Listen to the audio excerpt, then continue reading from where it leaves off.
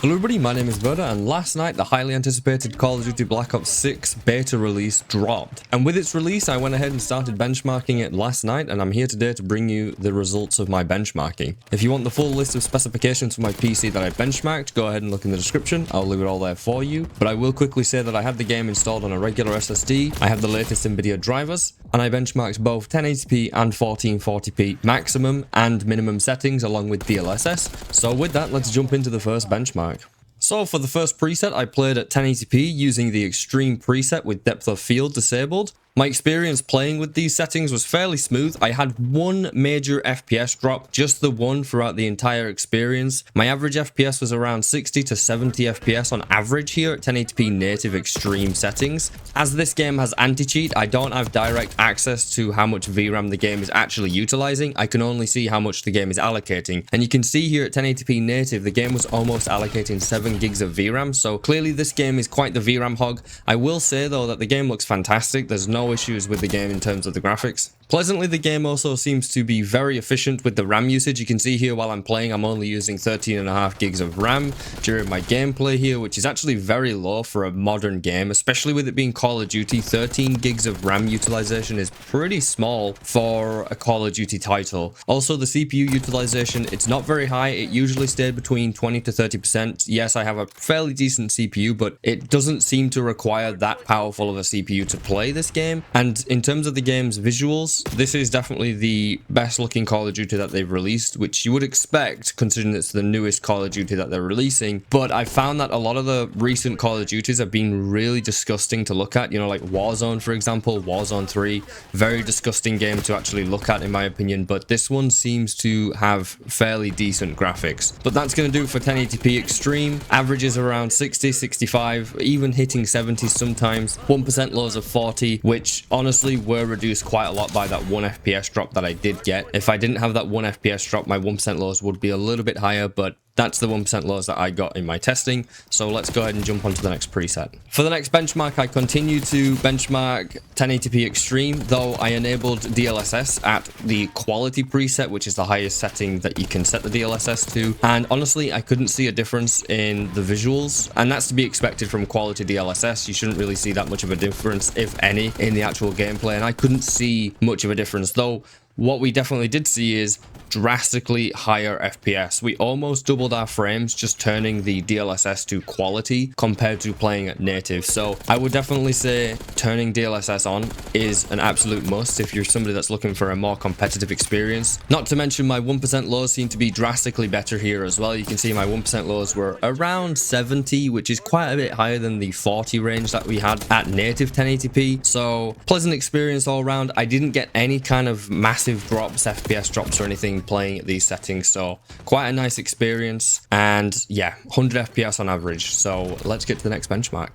So in some of my previous benchmarks, I have gone ahead and benchmarked, you know, the high preset, the medium preset, and so on and so forth. But for this time, I thought I would just do the absolute maximum and I would do the absolute minimum. So this time I went ahead and benchmarked absolute minimum settings here at 1080p native. And the results were, I got around 100 to 120 FPS on average here at the minimum settings. Now, I want to quickly say that the game still looks fantastic. I could happily play this game like this, and I would definitely say it's even worth it if you're playing it for a more competitive experience, which most of us are playing like Call of Duty for a more competitive experience, right? And when you're running around in this sort of fast-paced combat, you're not really paying too much attention to the graphics themselves, but they still look good. They still look playable. It's not muddy, it's not blurry, it's still very clear what's going on, and the graphics still look decent. So averages of around 110, 120 FPS, 1% lows, even higher than the previous, you know, extreme DLSS settings that I benchmarked. We got 1% lows of around 90, and once again, I didn't get any FPS drops. I think I only had like 1 or 2 drops in my entire benchmarking playthrough that I did, and it lasted maybe an hour and a half, and I only dropped frames like literally once or twice,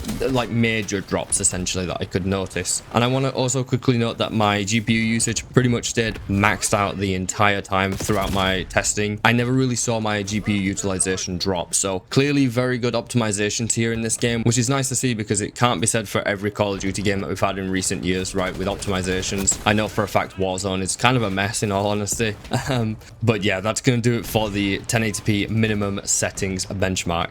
So just like I tested at 1080p extreme, we're now going to test out 1080p minimum at quality DLSS. This is going to be the highest FPS that you're going to see here today in this benchmark, because these are the lowest settings that I basically benchmarked. I didn't go any lower than 1080p, and I didn't use any lower presets for DLSS other than quality. But when I was playing here at 1080p at DLSS quality at minimum settings, I got an average of around 150 to 160 FPS, which is a pretty competitive experience here for, you know, considering that I'm using an RTX 3060 Ti. It was a pretty competitive experience. You can see that my VRAM allocation has dropped all the way down to around 3.7 gigs right here, though I did have to change maps because obviously I was benchmarking so many presets that I had to change map a few times and so on. So I'm on a different map here, which might affect the VRAM allocation and the FPS as well, because it is a different map, of course. But 1% lows were around 120, 130, which is very, very playable for, I would say, most people.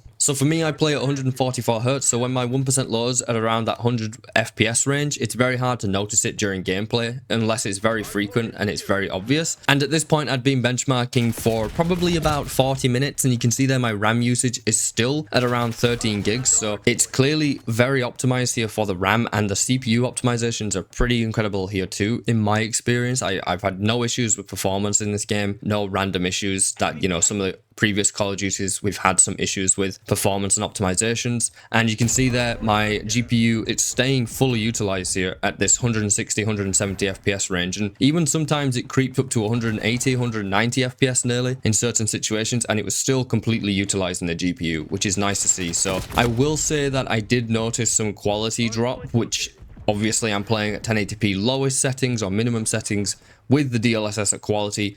I would expect to be able to notice, you know, a little bit of quality loss, and there definitely was at these settings. But if you're after as much FPS as possible, this is what you'll get at 1080p minimum with the DLSS at quality. So with that, let's get to the 1440p benchmarks now.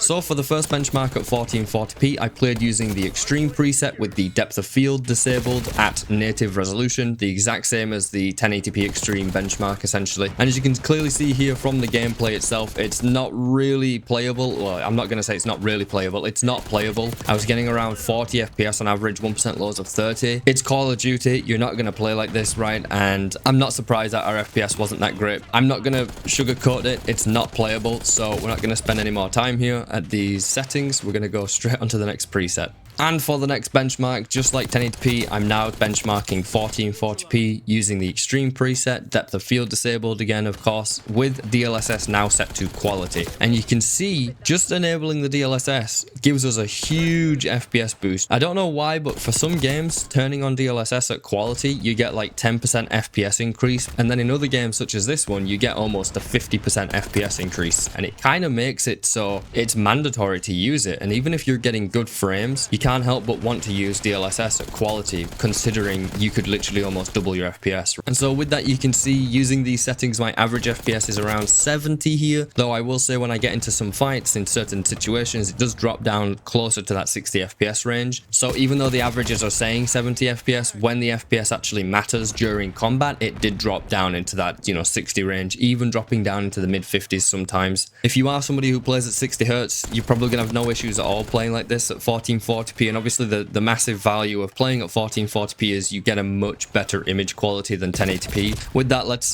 jump on to the next benchmark.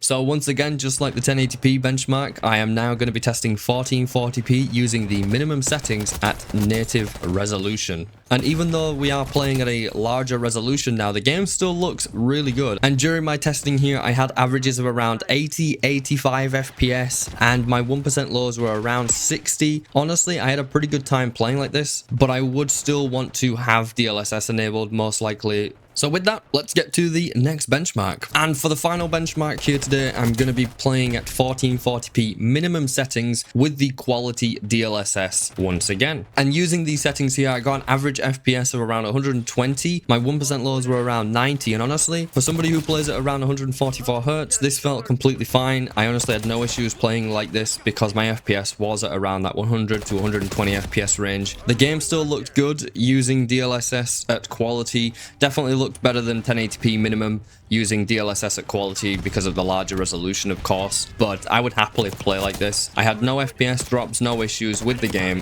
whatsoever here, and generally just had a really good time. And that's going to conclude today's video. As you can see from this benchmark, the RTX 3060 Ti still has a lot of life left in it with titles such as Call of Duty. Yes, you will have to lower your settings down a little bit if you want to get that 100 FPS range at 1080p and 1440p, and 1440p you can only barely just get that 100 FPS range at minimum settings with DLSS, but the game still looks good with these settings. That's the thing. It's not like previous games a few years ago where if you turn the graphics down to the minimum, it will look absolutely disgusting. A lot of games these days, when you turn the graphics down to minimum, the game still looks more than fine. And Call of Duty Black Ops 6 is seeming to be no exception. The game still looks fantastic at minimum settings. So I've been Verda. Thanks for checking out the benchmark. Do subscribe if you haven't already and you want to see future benchmarks. Leave me a comment if you got any questions. And until next time, guys, take care of yourselves. Goodbye for now.